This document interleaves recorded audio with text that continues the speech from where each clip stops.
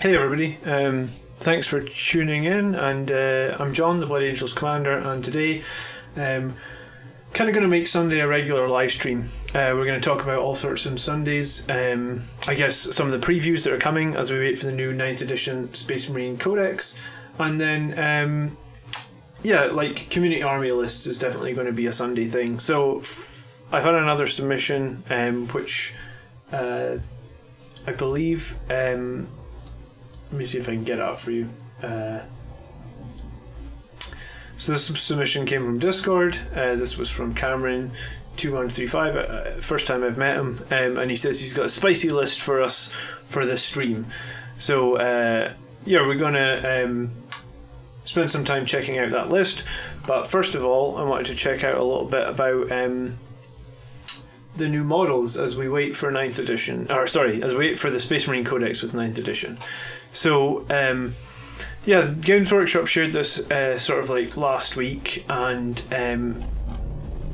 it's kind of interesting in that they are changing some weapons, and if you follow on Reddit like 40k or anything like that, you'll see that every box you buy now has got sort of like this new 9th edition box art attached to it. And they look super cool. The Space Marine box art is sick. It looks really pretty. And as these start to get bought by people, they are now including a new data sheet where they've kind of iconized everything. They've moved away from like ballistic skill, weapon skill, that sort of thing. And they're now very much focused on like icons to represent these, and with that it's kind of confusing at the moment because it looks like some squads are getting buffs. Like I've seen a data sheet that says like bolters might be 30 inches, but then yesterday there was a leak of a scout one where like bolters are still 24 inches. So there's a lot still up in the air, but what I thought would be interesting to start the stream would be to look at just the blog post that came that talks about Marines. So heavy bolters are moving to 2 damage. The rumour is that they now have just 1 shot. At the moment they're strength 5 minus 1 AP and they're 3 shots. So moving them to 1 shot for 2 damage. I can't really decide if this is a buff or not. It's I suppose it's nice with a lot of things in the game possibly moving to 2 wounds. Then if they fail a save against a heavy bolter, it'll kill them. But you are losing essentially 1 damage because you could do 3 damage with the heavy bolter. So it's interesting. And then the other thing that seems to be prevalent or mentioned a few times is heavy flamers are moving to a 12-inch range. But again, I have seen a data sheet that showed the heavy flamer just with an 8-inch range. So again, it's kind of confusing. Are all heavy flamers going to move to a 12-inch range or not? I have a Relic Leviathan Dreadnought which has 2 heavy flamers, and with the new reinforcement rules, I guess you can bring them in on turn 2 9 inches away from the enemy. So if you can do that and heavy flamers are now 12 inches, then that makes the Relic Leviathan really powerful. You can also potentially have, as you see in the picture, a heavy flamer on a Terminator. You can put a heavy flamer into a tactical squad. I don't know if I've ever seen a tactical squad with a heavy flamer in it, but they definitely come within all the boxes. You definitely get heavy flamers, and I've got them kicking around in bits boxes, so you could definitely put heavy flamers onto a tactical squad. You could have 2 tactical squads, 2 5-man tactical squads with heavy flamers in them, throw them in a Land Raider or something, or a Storm Raven, move up the battle, unload, and then get those extra shots with the 12-inch heavy flamer. It seems like it could be pretty cool if it's all heavy flamers. And then if we talk about heavy flamers, the one thing that really springs to mind for Blood Angels anyway is like the Ball Predator. So the Ball Predator can obviously have let me make sure I say this right, the Firestorm cannon, but up until now it was only 8 inches, strength 6 minus 2 damage, and you can also arm a Ball Predator with 2 heavy flamers. So it was almost like it was essentially a flame tank. But my Ball Predator, I have 2 of them. One is built and the other one was waiting to see what changed. But the one that's built that I had the twin assault cannons and the heavy bolters on it. But if they do buff flamers to 12 inches, then it might be interesting to see like a fully flamer version of the Ball Predator, and maybe they might be able to make a return in just terms of in terms of just hosing down a lot of infantry. So so that's all very interesting. What else is interesting is meltas. So they've said that melta weapons are about to get more destructive at close range, with a flat 2+ damage bonus replacing its currently ability. So I guess it's going to be d6 plus 2. They used to do that a lot, right? There used to be a lot of weapons and vehicles that were like d6s plus damage, but they got rid of it all. But I mean, in terms of normalizing, it might have been better to do like 3 plus d3 or something, but 8 damage from a melta gun seems like crazy. Especially against armor, right? Like, that's just going to wreck armor. The Sisters of Battle list I played last week had like 20 melta guns in it, so that's gonna make taking armor challenging. And then they've also said multi-meltas are potentially becoming heavy 2. So a multi-melta could do 16 damage in a turn, which is nuts compared to the 6 it can do at the moment, I guess. So I run a couple of those little scout attack bikes with multi-meltas. I have 3 of them, and if each one's able to do 16 damage a turn, then I mean, the scout bikes will be super strong, I guess. I'm not sure. I mean, I guess a lot's going to change, but at the moment, like, seeing that and having those little scout bikes, they no longer get penalised for heavy weapon moving and shooting either, so they hit on 3+. So you have 3 scout bikes hitting on 3+, 6 shots, each capable of 8 damage, and I think multi-melta is -4.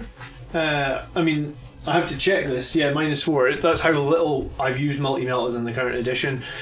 But yeah, that seems super strong. The other thing that I think seems super strong right now is the Forge World Land Raider Achilles. I don't own an Achilles, but I do know that on each side of it is 2 multi-meltas. So I mean, that's heavy 8 shots with a potential of 8 damage a shot, and it's like 335 points. So, and it's got the 4+ invulnerable save as well on the Land Raider Achilles. So Forge World don't have that in stock at the moment, but I bet you if they do, I've actually already emailed Forge World just speculatively saying like, hey, are you going to have this back in stock? Because I feel like I want one, just because that is some crazy armor killing potential. I mean, sure, it's going to be like a bullet magnet for your enemies, but the 8 multi-meltas, I think it has a twin heavy bolter on it as well, the Land Raider Achilles. No, sorry, it's got some sort of frag cannon on it. So if you don't like, I know some places don't let you play with Forge World. In my local gaming group, we let you use Forge World if you want to use it. And I know some tournaments are the same, but some tournaments let Forge Worlds as well. But yeah, so I think the Land Raider Achilles is going to be like a crazy good addition in 9th edition, especially for its points cost.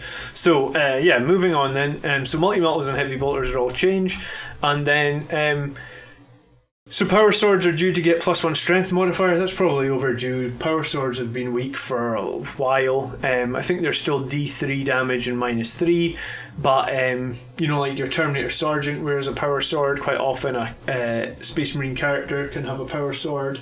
Primaris lieutenants, power swords. So I think this is good. I think they've been needing a little buff for a while. And then chain swords will be hitting with -1 AP. So this is really interesting because Death Company, this is like a huge buff to the Death Company. Like, the Death Company can have a lot of attacks if you run them with chain swords. Like, they can have a phenomenal amount of attacks, but up until now they've had no AP until turn 3 when you change your doctrine to, assault doctrine. But now if they're hitting in turn 1 and 2 with -1 AP, and then they go into turn 3 with -2 AP, like, the chainsword buff here is crazy good, I guess. And it's not so bad for like intercessor squads, because usually you can arm the captain with a chainsword. I mean, all my captains in intercessor squads, or sergeants, sorry, have chainswords. So it just gives you a little bit more killing power in close combat, and I think it's overdue. I mean, if you compare like a chainsword and a knife, you would think the chainsword would do more damage. So I think it makes sense, and I think this is a big buff to Death Company. I think in 8th edition, I definitely felt like the Death Company were always weaker and always second choice to the Sanguinary Guard when I was building an army list.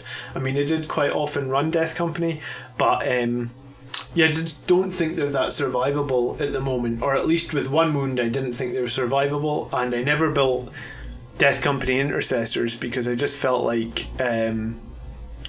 intercessors aren't what the Death Company are all about, right? Like, I know Death Company can be armed with bolt guns, and I guess maybe some people arm them with bolt guns. I have never armed any of mine with bolt guns. It's always been chainswords, pistols, and then maybe some heavy weapons. When I say heavy weapons, I mean like heavy hitting close combat weapons, like thunderhammers or power axes.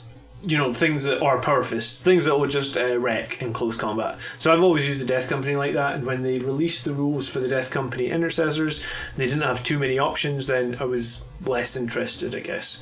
So yeah, the chainsword buff is mad, and if we could get Death Company assault intercessors based on these new models where they have I guess the heavy bolt pistols and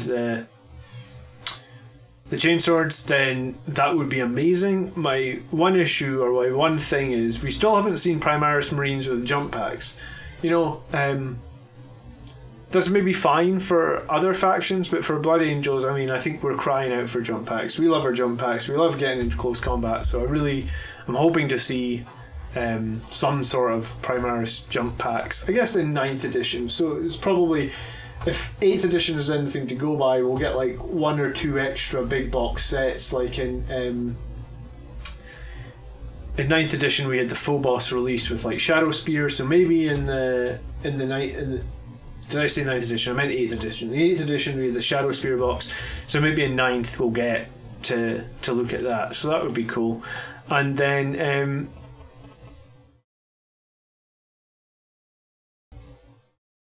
okay, so supercharging plasma weapons will only overheat on unmodified ones. So if you have a bonus of like +1 to hit when you're shooting, you can never overheat your plasma weapons. That's interesting. I also heard that plasma weapons were getting better. There's been a leaked sheet of Hellblasters. So yeah, you can find that on Reddit if you want. But yeah, it sounds like maybe the Hellblasters are going to do more damage and have... I think at the moment you can shoot them in low power and high power. I think the new line of the new baseline stat is somewhere between the two. So it's like high power, I guess, is going to get a buff, but we've not been able to see that yet. So I'm just going to skip over the alien weapons. We don't care about any of this on this channel. We're all about Marines. I mean, maybe we care about them when we need to know what their armor save is when we're killing them, but I mean, for the most part, we don't care about them. So, yeah, so the other really interesting thing is they've said all fully fledged Space Marines will be getting 2 wounds.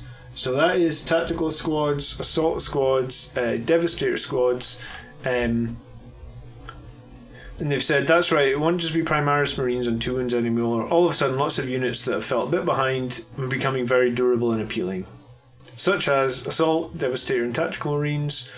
The Elite Terminators are going to go to 3 wounds, and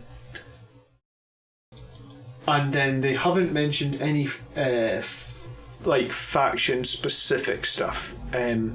So I guess, like, I was having a quick look through our army list in book, and I mean, the key things that stand out to me are Death Company, right? I don't think they can put regular Marines to 2 wounds and not do the Death Company. So the Death Company at 2 wounds, now they become really interesting because there's that stratagem for 1 CP you can pay to let them feel no pain on 5 or 6s.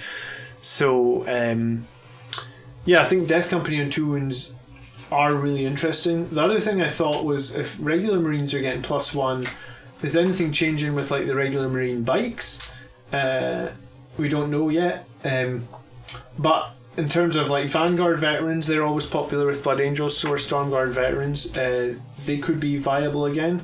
I mean, Tartos Terminators, Cataphracti Terminators, and then obviously the regular Terminator squads all are interesting.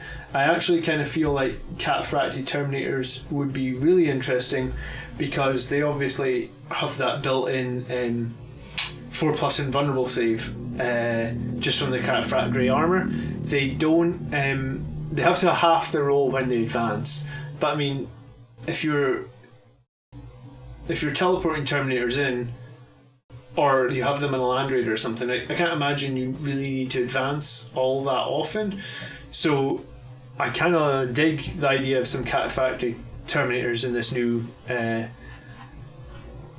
9th edition. Like, bring them in. They all have their combi bolters, which are rapid fire 2, so you get 20 shots at 24 inches, and then you can charge. There's no Overwatch anymore, so their charge is much less risky on the 9-inch, because quite often you'd bring the Terminators in, then you roll the dice and you'd always fail the charge. That seemed to always happen to me. But yeah, so they'd obviously probably be 3 wounds as well, so that's really interesting.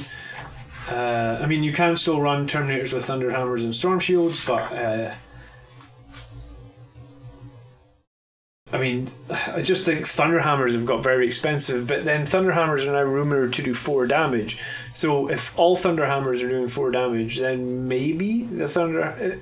It all depends if they change the points again, right? Because they just changed the points and something's jumped.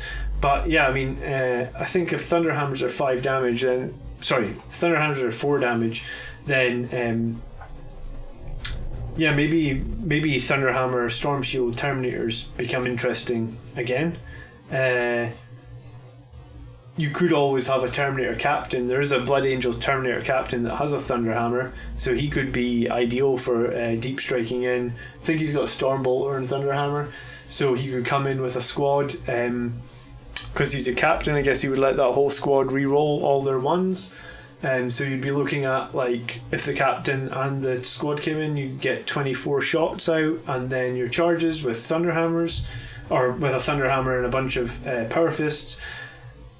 The rumour with Power Fists is actually that they're going to go to flat 2 damage. I think that actually is a huge buff for Power Fists. It makes them a lot more reliable. So I think they said Chain Fists are going to stay as D3, but they do -4 AP. But I think the -3 AP from Power Fists is fine. I mean, I think most units in the game struggle with a -3 AP, right? Like, you really don't need -4. And then if you are a Blood Angel and you get into the Assault Doctrine, then it's -4 anyway, right? And like, everything in the game is struggling with a -4 unless they have an invulnerable save. So that's an interesting combination. And then the only other thing that really we need to talk about then is like the Sanguinary Guard. They already have 2 wounds, and they are very strong, but they are also quite expensive currently. I think they're 34 points a model, and they changed the points, so the Power Fists, the swords, and the axes are all the same, so it would just be more expensive if you put pistols on them. So yeah, I mean, 34 points a model for 2 wounds, save on a 2+. I know they do wreck in close combat, but it's quite a lot, I guess. I think Death Company at the moment are 19 points per model, excluding jump packs. Yeah, 21. So you're basically, if Death Company become 2 wounds, and this doesn't change too much, then Sanguinary Guard really need to become 3 wounds for sure. because you have to pay the minimum you can do here is 10 points extra, which is for their weapons. All the close combat weapons for them cost 10 points. So yeah, it's if they don't give Sanguinary Guard 3 wounds, then I can really see Death Company being the key model for us in 9th edition. Thank you for the subscription, by the way, Bradley. That's super nice of you. Thank you. So I also read that scouts are staying on 1 wound. The leaked data sheet about scouts says that they aren't moving from 1 wound. So I think what's interesting though is, and I want to say that the list that I got shared, which we'll look at in just a moment, includes a tactical squad, which is awesome because I haven't seen tactical squads in the battlefield in ages. They just, ever since the Primaris got released, there's been almost no point to bring the tactical squads. And while I've in 8th edition I finally painted up 3 squads of scouts so that you could make like my 2 battalion list, but I'm not really a fan of even how the scouts look or the unit in general. I've just never really been a fan of scouts. In one of my other videos I'll show you how I used a box of Necromunda to make scouts, because I really just don't like the scout models. So I converted some Necromunda models. So anyway, yeah, I mean, I guess that's enough about this blog post for now. I don't think there was really anything else. We're just going to have to wait and see. But if you follow me, I'm sure that I'll keep you up to date on all the information, and yeah, I mean, I'll definitely dive into what's going to be good and what's going to not be good for the Blood Angels. So yeah, I guess the next thing to do is to jump back to Cameron 2135, and let's see if his list really is spicy, because that's an interesting way of putting it, right? Like, it's a spicy list. Okay. So I'm just going to throw this on my other screen, and we'll make his list in Battlescribe, and then I'll send it to him. So if any of you guys out there want your list made in Battlescribe, maybe you're new to Blood Angels. I mean, at one point I was pretty new, and this could be a little bit daunting. So and there, sometimes you get errors and you don't know what they are. So I'm happy to make your list for you on stream, and we'll talk about it. And yeah, look, I even made a mistake there. I didn't add a force. We'll talk about it on stream, and hopefully it'll be helpful. And maybe I'll throw a stratagem, or maybe I'll throw some tactic just into your mind. And one of the reasons that I want to talk about all this stuff is I always find when I'm talking about it, I remember it better than just reading it off the pages of the book. There's a lot of stratagems for the Blood Angels, and I guess there's a lot of intricacies, especially when you get into like a really competitive game and you're in the heat of the moment. It's very easy to forget things. So okay, so this is a 2,000 point list, and we will add a battalion detachment as normal. So, and when you've added the detachment like this, now in Battlescribe, you double click on the battle size and you choose the battle size, and in doing that it will tell you how many CP you've got. So you get 12. At the moment we've lost 3 because we haven't added our warlord to this, but we'll go ahead and do that now. So and he wants an additional relic of Baal, so you can add 1 or 2 additional relics of Baal.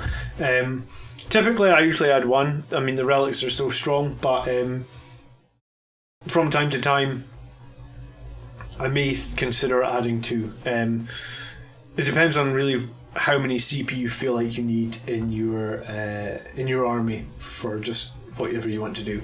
So okay, so very commonly in pretty much every list that I've made in 8th edition, we take our Smash Captain, and to make our Smash Captain, it's a captain. He's got a jump pack. He has the Angel's Wing, which basically means he rerolls charges and he ignores Overwatch. I mean, I guess the second part of ignoring Overwatch is not as good now, but it's still good, right? You still get things that can Overwatch. I think my very first game of ninth, I had a repulsor that was getting charged by 4 aggressors, and I paid the 1 CP for Overwatch because the repulsor was like on 9 wounds, and I was pretty sure the 8 power fists were going to kill it, and I thought maybe I can do some damage to these aggressors. And the repulsor had a twin link las cannon on it, and the first thing I do is roll a double 6 and just vaporize 2 aggressors. So Overwatch can still happen. Happens less, but it's still strategic. So this is still sort of good. I do have some other questions about the captain, but yeah, so he hasn't actually made this captain his warlord. He just takes a Thunderhammer. So Thunderhammer, it's somewhere here. Thunderhammer, yeah, 40 points for a Thunderhammer on a captain these days. It's quite a lot. So Storm Shield, Thunderhammer, 155 points. That's correct. And then the Sanguinor. So he actually made the Sanguinor warlord. I don't know if I've ever made the Sanguinor warlord. He lets Blood Angels around him automatically pass their morale. See, that's interesting. I suppose it depends on what he has jumping in. I think he's probably got like a couple of big Sanguinary Guard that probably come in with Sanguinator. So, kind of makes sense. We'll move on, and I'll decide later on if there's anything else that I kind of want to change. Okay, so and the next thing is the Librarian Dreadnought. So a lot of people run the Librarian Dreadnought, and we're looking for the Furioso Fist and the Stormbolter. So I think it comes with the Furioso Fist, the Stormbolter, and then it also comes with its Furioso Force Halberd. So slightly more minus AP if you want it. I don't know. I don't see any reason you'd actually ever hit with the Furioso Fist, unless the target's really high strength, maybe. But even then, as a Blood Angel, because you're +1 to wound, you're probably just always going to hit with this. So it's going to be -4 and a flat 3 damage. He hasn't mentioned his psychic powers, but Quickening I definitely think would be worth having here, because that gives him the ability to add D3 attacks. And then Wings of Sanguinius lets him fly across the battlefield. Another option could be the Shield of Sanguinius to give himself a 5+ invulnerable save. So really you almost need to pick between Quickening and Shield of Sanguinius. Depends on really how much heavy fire they have. I feel like if they have a lot of heavy fire, las cannons, stuff like that, then you're probably going to want the Shield of Sanguinius to just try and make sure he gets across the battlefield and gets where he needs to be. Okay, and then troop squads. So there needs to be 3 troop squads here. The first one is just a full assault interceptor squad. The sergeant with the plasma pistol. The interesting thing here, I suppose, is that the heavy bolt pistols will all have 18-inch range, and the plasma pistol will only have 12-inch range. So, yeah, I mean, that's the only customized option that we've got at the moment for the Assault Marines. Which is fine, I guess, but I feel like maybe it would have been better if there was an option where, like, the sergeant could have taken one of these new power swords, or they let the regular intercessors take like power fists and thunderhammers. Like, why can the assault intercessor not take that? But anyway, this is the choice. We've got the pistol, and then 2 Incursor squads. Just with a standard loadout. Now, Incursors are brilliant, especially for the Noon Edition where you need to hold objectives and stuff like that. I kind of want to try the Haywire Mine. If anyone has tried the Haywire Mine, let me know in the comments below. I haven't tried it myself yet, but it does have the ability, like if you were holding an objective or something and you prime a mine on it, then you could essentially do damage when the enemy try and move in and take that objective, which I think might be quite strong. So 10 points for the mind though, so it's not cheap. But I mean, usually once you've made your list, you're always stuck with a few extra points at the end. So yeah, maybe this is interesting. But yeah, the incursors just basically prevent enemies from deep striking. They have to be out with 12 inches of their incursor.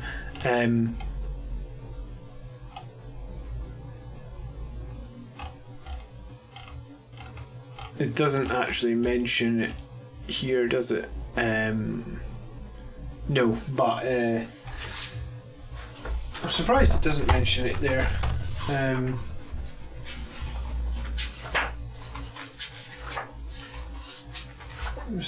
Incursor squad.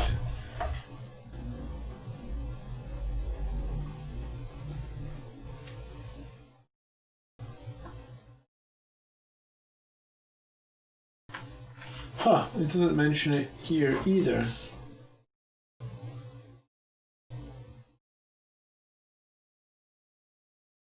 Oh, sorry, it's the infiltrators. Huh. Okay, I'm confused by this. I thought the incursors stopped you deep striking within 12, unless there's a typo in the Blood of Baal book. But it says infiltrators are... How much are infiltrators? They're actually 15 points more. Okay, so the infiltrators have Omni Scramblers, which enemy units that are set up in the battlefield cannot be set up within 12 inches of this unit. That's what I thought the incursors have. I need to double check that, because I'm sure I play against my friend who brings incursors and he says you can't drop within 12 inches of them. Well, that's wrong. It's infiltrators. I only own infiltrators. I don't own incursors. I was actually going to buy them because I was actually going to buy them on payday, which is like 2 days from now, because I was thinking that they're the ones that stop you deep striking in. But no, it's the infiltrators that stop you deep striking, and I already have them, so I don't see why I would buy the incursors. I mean, the only thing they get is the Haywire Mine, so that's very interesting. Okay, so these incursors, I guess, are... So what makes incursors better than intercessors then? Is it just a weapon type? They have a rapid fire 1 bolt carbine.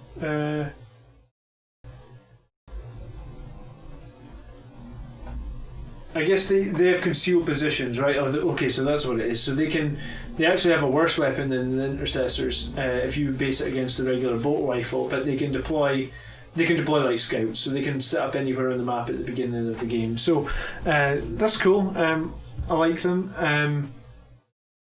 And then a tactical squad, love this. I'm going to look at... I have one of my lists for this week. I'm going to have a battle on Wednesday night, and I put a tactical squad in, and I am desperately trying to get it with a little bit of paint on it, because the only tactical squads that I've got painted are ones from like when I started the hobby, so when I was like 11 years old, so 25 years old, and oh my god, the paint on them is so bad. I need to strip them.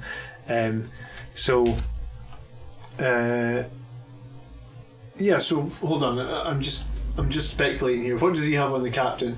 He's a bolt pistol and a power sword on the captain. Bolt pistol and a power sword.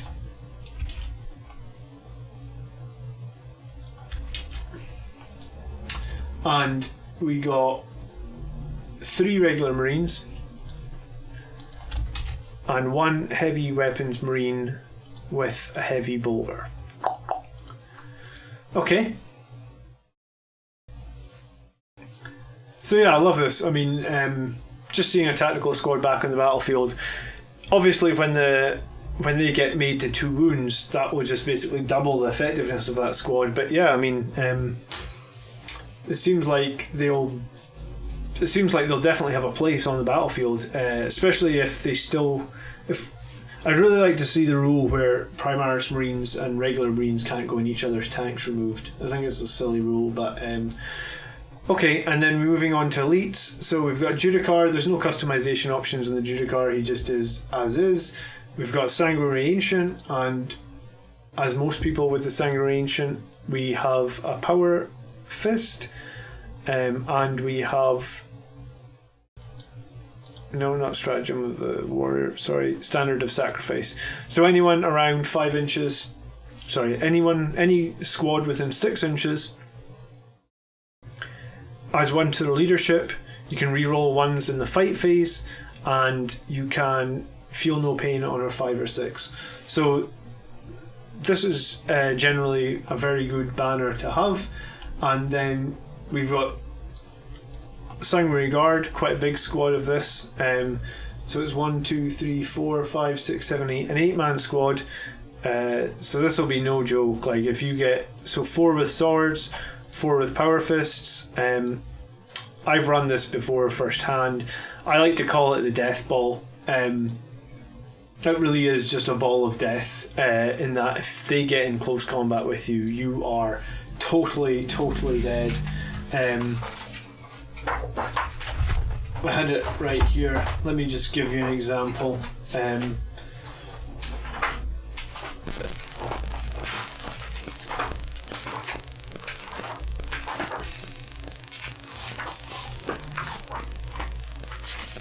Now I can't find it. Here we go. So, Sanguinary Guard, regularly we get 2 attacks, so 3 on the charge, 4 if we're into turn, if we're into Assault Doctrine.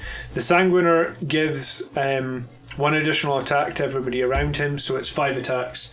So if you have the Sanguinary Guard like this, you're going to get 20 attacks with power swords, hitting on 3s. If the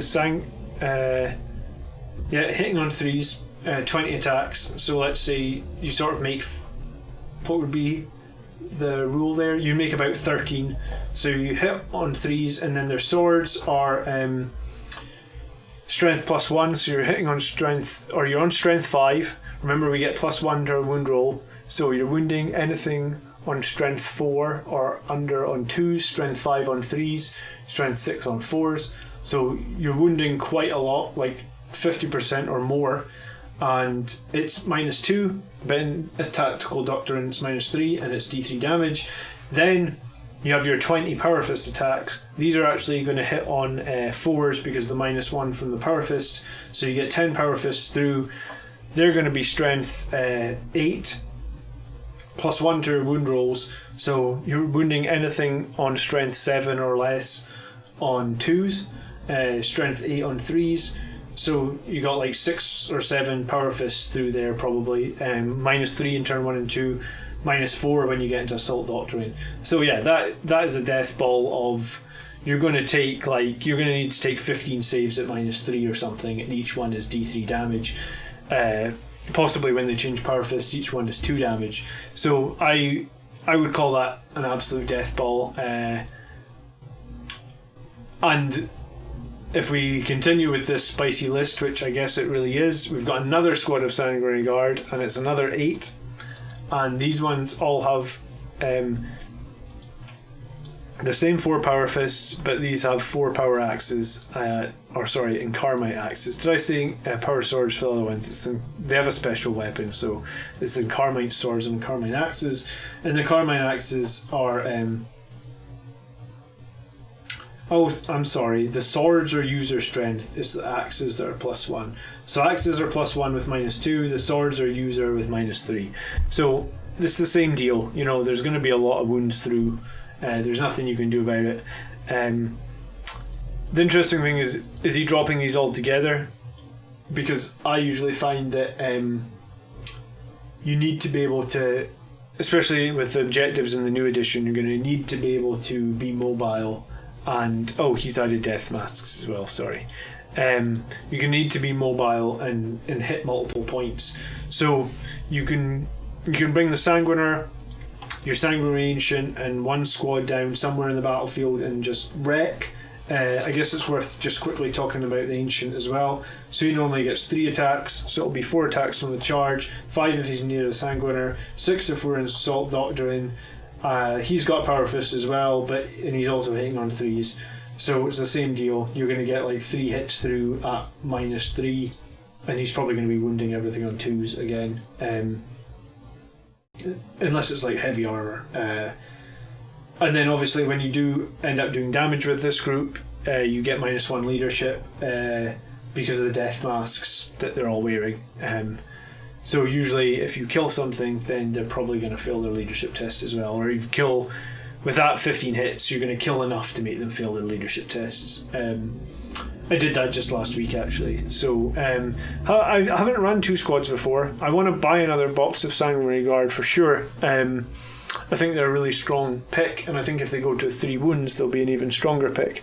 But yeah, it's kind of it's interesting that you would run 2 and skip the Death Company completely, because when I run the Death Ball, I like to basically run 2, so like have Lamartes or Astaroth with the Death Company, and have the Sanguinor with the Sanguinary Guard. But yeah, okay, so this is, and then moving on, we've got a Contemptor Mortis Dreadnought. I think the Contemptor Dreadnoughts right now, this isn't going to be the right one, is it? Remove. It's not the Relic Contemptor, it's the Contemptor Mortis. It's maybe going to come up under Forge World. Let me try and add it here and see what happens. So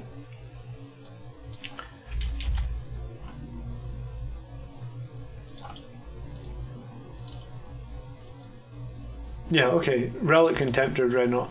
Is this different from a Contemptor Mortis? I just want to check this.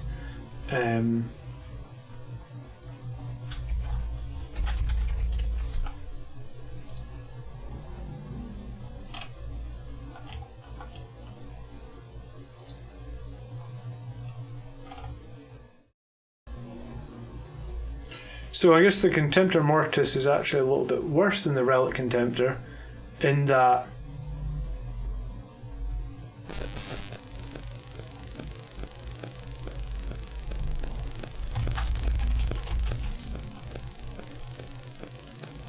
let me get this right.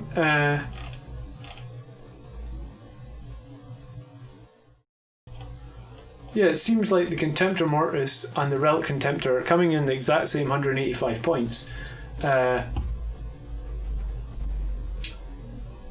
Toon Twin Las Cannons is 185 points. The only difference I can see between the Relic Contemptor and the Contemptor Mortis is the Relic Contemptor gets an additional Feel No Pain. So it says, a Relic of Ancient Glory, roll a d6 each time the model loses a wound. On the roll of 6, that damage is ignored and the wound is not lost. So it's basically a 6+ Feel No Pain. So if you own the Relic Contemptor, I need to probably check this. Contemptor Mortis Dreadnought.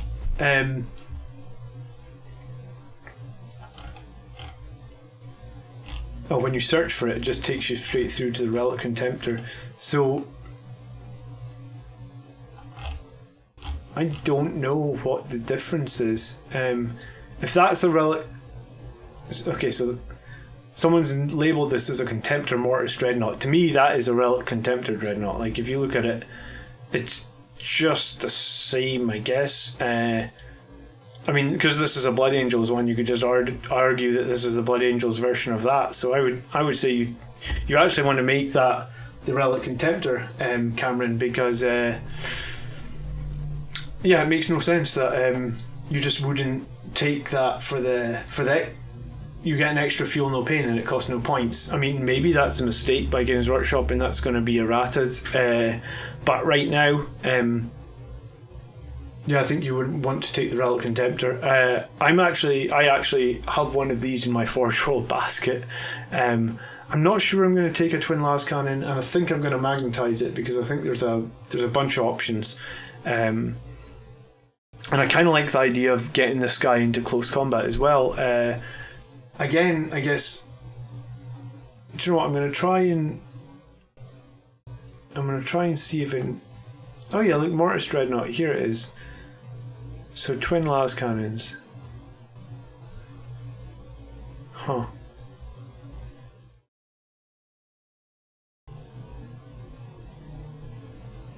Oh, sorry. Okay, so that's a Mortis Dreadnought. This is kind of new to me a little bit.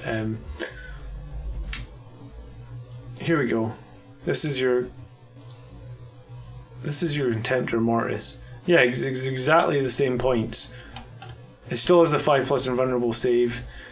7, 7, 10, 4, 8. And in the top profile, it's move 9, 2, 2. So the Relic Contemptor is...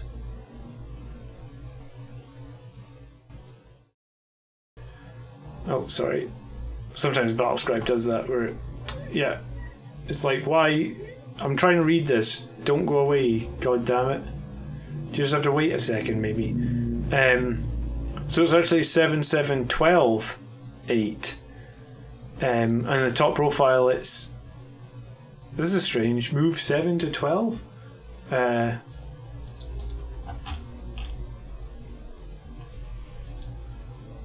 think Battlescribe doesn't have this right.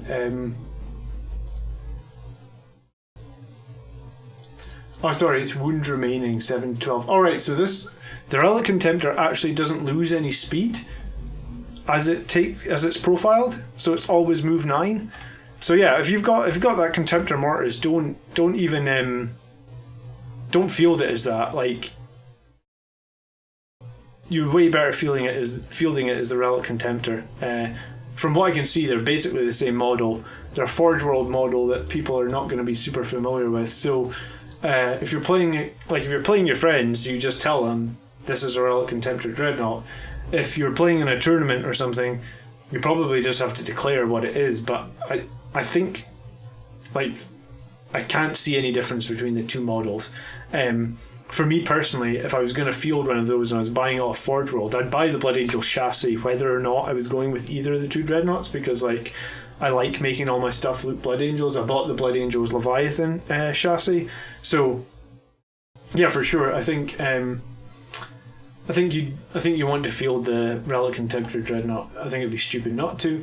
And then dedicated transport in this list is an Impulsor, so great for getting those Assault Intercessors where you need them to be, I guess. 2 Storm Bolters, the Iron Tail Heavy Stubber, and the Shield Dome. Drone. I'm thinking of Tau. I did see on the community site, they specifically called out the Shield Dome as a 5+ save. So I don't know if that's going to be nerfed in the next update. It might be, but right now the 4+ save on the Impulsor is very good. It's really good for getting your troops where you need to be. With your Assault Intercessors, that'll be great. Personally, I recently ran a list very similar in that I had a Repulsor and I had the Judicar and the Assault Intercessors inside it. So as the Repulsor moved up the battlefield, it could then unload, and the Judicar and the Assault Intercessors together did pretty well. I actually put a relic on the Judicar, which was the icon of the Angels, so that when they disembark from the transport, they have to be within 3 of the transport, then they move their 6, so that's 9, and then they could charge potentially 12. So essentially you have like a 21 inch engagement range when they come out of your transport, and your icon of the Angel, I don't want to say it guarantees that charge, but it really helps if you're trying to charge something that's, you can surprise an enemy 15 inches away with like them coming out, moving their 6, so you only need to roll 5 because we get +1 to charge.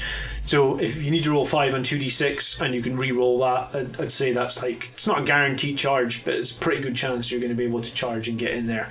So yeah, the Judicar and the Assault Intercessors in the Impulsor is it's a good call, I think. And then also another dedicated transport is a Razorback here, and in the Razorback we have a Twin Assault Cannon, and then we have the Storm Bolter, and then 4 points left over.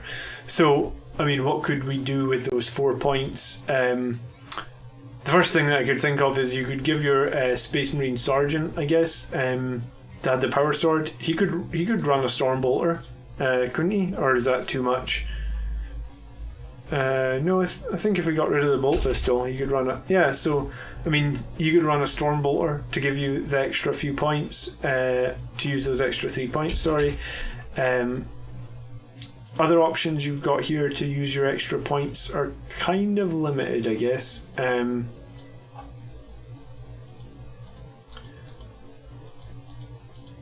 Yeah, I think that's probably about the only option you've got, really, because all other weapons are you're going to be looking at 5 points, because they kind of normalize these all to a number of points. So yeah, throw a Stormbolter on this captain, because you've got those 3 points. Why not just use them? Just gives him, I assume this tactical squad's in the Razorback, so when they come out with the Razorback and they use their rapid fire, it just gives you 4 extra shots, I suppose, rather than just the 1 bolt pistol shot, so you get 3 extra shots at 24 inches. Yeah, so this list is... this list, Cameron told me, was spicy, and I guess it's spicy because it's got this 4 las cannon dreadnought walking around the battlefield. You have your Impulsor delivering your assault intercessors and potentially Judicar. You got your Razorback delivering a tactical squad. You've got a couple of Incursor squads that can sit on objectives and keep them controlled, and then you have your captain who can, upon wings of fire, anywhere in the battlefield, wherever you need him, and usually he can kill tanks or he can do whatever. And you have this huge death ball. If you drop that all in together, like 16 Sanguinary Guard, a Sanguinary Ancient, and a Sanguinar, they'll just roll over whatever they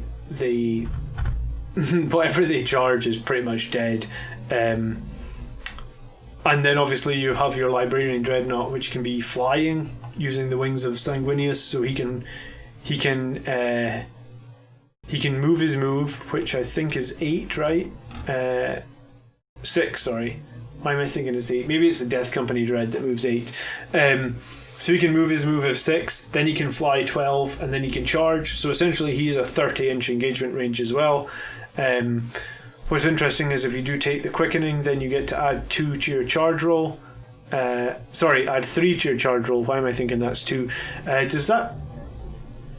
Tell me in the comments below if that stacks with the normal Blood Angels +1. I feel like it should, because it doesn't say it doesn't. So you get +4 to your charge roll. So he moves 6, he flies 12, so he's moved 18, and then +4 to your charge roll. So you pretty much got a guaranteed, even if you roll Snake Eyes, double 1, add the 4, so that's 6. So you have a guaranteed 24-inch engagement with him. Which is crazy, right? Like, and he will rip if you do get Quickening off and you get the D3 attacks. Let's just say it's the low end attacks that you get, where it's just 1. You're still going to get your 3 normal attacks, 4 from charging, 5 from the Quickening. If you're in turn 3 and you're an Assault Doctrine, it's 6 attacks, so it's like 6 strength 10 attacks. He's hitting on 2s. And it's -4 and it's a flat 3 damage, so not many things, like I said, are saving on -4, so I can see why a lot of people run the Librarian Dreadnought. I think maybe I need to get one. This week I'm going to try running a Dreadnought myself in another 9th edition game, but yeah, I like the list. I feel like it's slightly skewed to close combat, which is fine, right? Like Blood Angels are very good in close combat, and from turn 3 onwards, we're really strong in close combat. In turn 3, like I literally think the game gets more fun as a Blood Angels player, because that extra -1 and the extra attack just makes everything a little bit silly. Like stuff like, I think I had Dante the other day and he was doing 9 attacks. I mean, if you look at the Sanguinar, for example, he would be 5 attacks, 6 from charging, 7 from his aura, 8 from Savage Echoes. So he has 8 attacks, hitting on 2s, then he's strength 6, but with the +1 from Red Thirst, you're wounding a lot of things, or 2s or 3s, and then it's -5 AP in the Assault Doctrine. So like no one's saving on -5 AP, except in vulnerable saves. So he's just going to chew through things as well. And then you can always pay. What's interesting is we have a stratagem that lets you pay 3 CP to fight again. So this massive squad of Sanguinary Guard that we talked about, if they don't kill whatever they're engaged with, which will be a miracle anyway, you can pay 3 CP and fight again. So that'd be another 20 Power Fists, another 20 swords. 3 CP isn't as costly now in 9th because, I mean, this list you'll actually start with 12 CP and you get 5, 1 per turn. So you get 17 CP. So 3 CP to do that is not that costly anymore. I mean, before it really felt like it was quite costly because most of your lists in 8th edition started with like 8 CP. I don't think I ever started a game of 8th edition with more than 9. I think I might have had 10, but you need to spend 1 to make this captain join the Death Company. Did he mention that? No, he never put this captain in the Death Company either, actually. So I personally would always put this captain into the Death Company. It just gives him 1 extra attack and gives him a Feel No Pain. And you can pay 1 CP to make that Feel No Pain work on a 4 or 5. Not 4 or 5, a 5 or 6, sorry. Refusal to Die is the name of the CP. And it could just be the difference between him staying alive for 1 extra turn.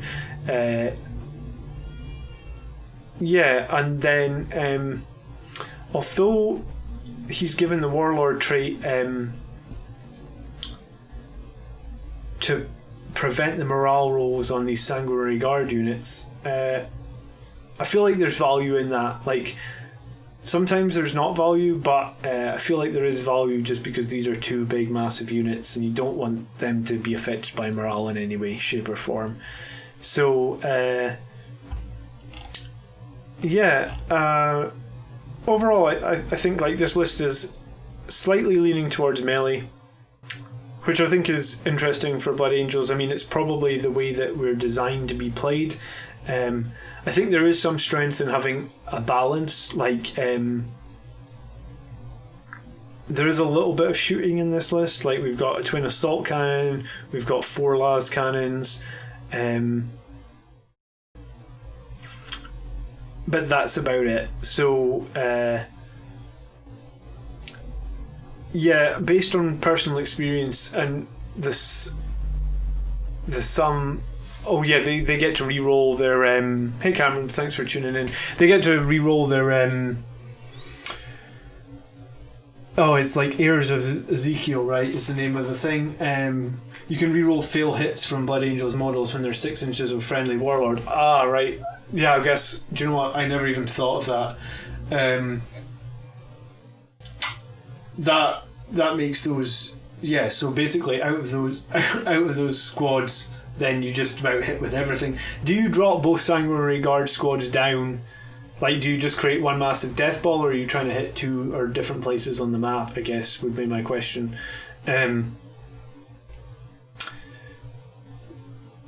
Yeah, there's a lot of interesting things here.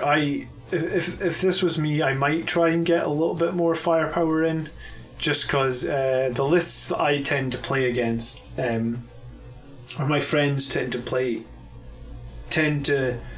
be very anti-close combat. Maybe that's because they know that I excel at close combat, so I kind of like to balance a little bit more with the shooting, so I have some sort of serious shooting in turn 1. Yeah, I'll share one of my lists next week, maybe, if nobody else has another list to look at. But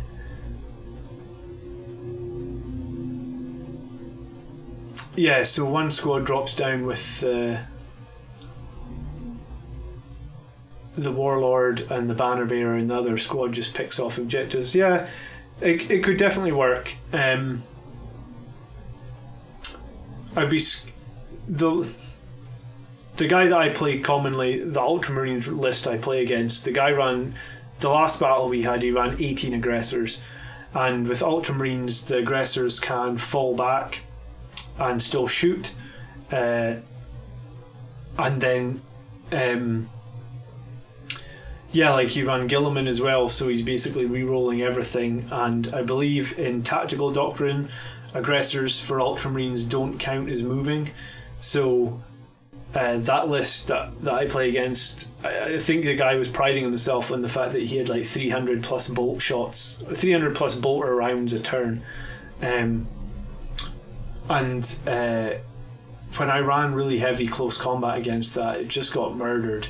So I like this list. I think I would play it, and I think against most people it would do pretty well, but I could see it becoming unstuck against I guess like crazy tournament lists like that.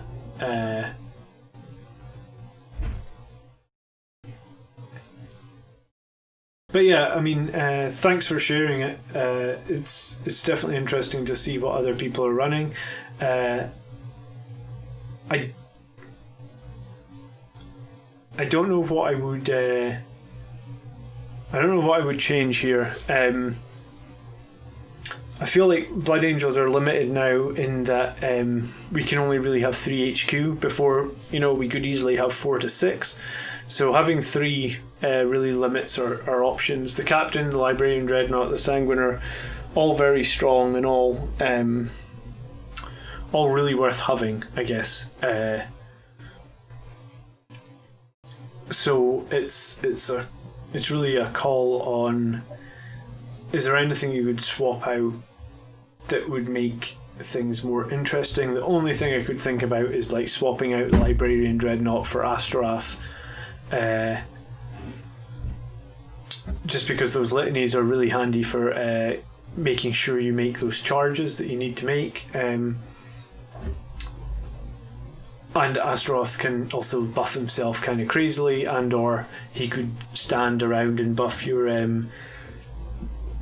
Relic Contemptor Dreadnought for a turn or 2 before he really gets involved in close combat. And if you did that, I mean, I guess you'd have like 33 points, so you'd have enough to add one more. So you could have a 9-man Sanguinary Guard. Yeah. And yeah, I mean, I suppose you could swap him out for some sort of like Death Company character and run a Death Company. I mean, I think right now this list is, I would play this list as is. I think it's pretty cool. I think if they make Death Company 2 wounds, then I would think about maybe swapping this out for Lamartes or Astaroth and getting a Death Company in here. At 21 points a model, you could have like a 13-man Death Company. The thing about Astaroth is he makes Death Company completely immune to morale as well, so both your large squads of guys would be immune to morale. And obviously, like I said, Astaroth lets you add to your charging. So yeah, I guess what I'll do is I'll save this list, because I just always save these lists now. Cool. Blood Angels, Cameron, 2135, and I will send that list over to you if you want to open it up in Battlescribe, and you can obviously tweak things. And yeah, I don't know if you tuned in earlier when I tweaked it so that you used those extra points to give your Space Marine Sergeant now is carrying a Stormbolter, because why not spend those points? So yeah, I noticed quite a few people on the stream today, and I noticed a new subscriber during, so thank you everybody that tuned in, and I hope you enjoyed it, and I hope maybe I said something that you found interesting, or maybe you can use in your next battle. And yeah, if you want me to have a look at your list, I'd be more than happy to, because yeah, I'm trying to optimize my 9th edition list. I'm playing that horrible Sisters of Battle list that has 20 Meltagons in it again on Wednesday night. It's actually my friend's tournament list. I am going to this tournament, but yeah, I just need to get painting. I'm actually working on, I think it's like 5 separate painting videos for the channel, because my painting table is behind me and it's got a shitload of stuff on it. So yeah, I really appreciate the support and the people that tuned in today. It's nice to see everybody. And if the video that I put up on Friday, Astaroth versus Lamartis, did really well, and people seem to really like it. So if there's any other models or things that you guys would like to see, please just drop me a message, leave me in a comment below, and I try my best to answer every single comment on this channel. So okay, and yeah, make sure you check out this Relic Contemptor Dreadnought, Cameron, because it definitely seems like it's a better way to go than the one that you listed, and the point cost seems to be identical.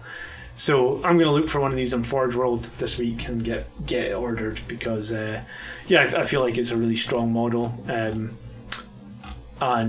the profiling not reducing its movement is really interesting as well. And even on the crap profile, it's still hitting on 4s. Like, was the other one? Surely the other one on the crap profile isn't hitting on 4s. Oh no, okay, so they always hit on 4s. Okay, so it's just Land Raiders that get profiled really badly, because I had a Land Raider in a battle last week and it was on like the lowest profile, yeah, and it's hitting on 5s. Okay, so these Dreadnoughts, I guess because they're hitting on 2s, they only get profiled down to 4s. It's not so bad, but yeah.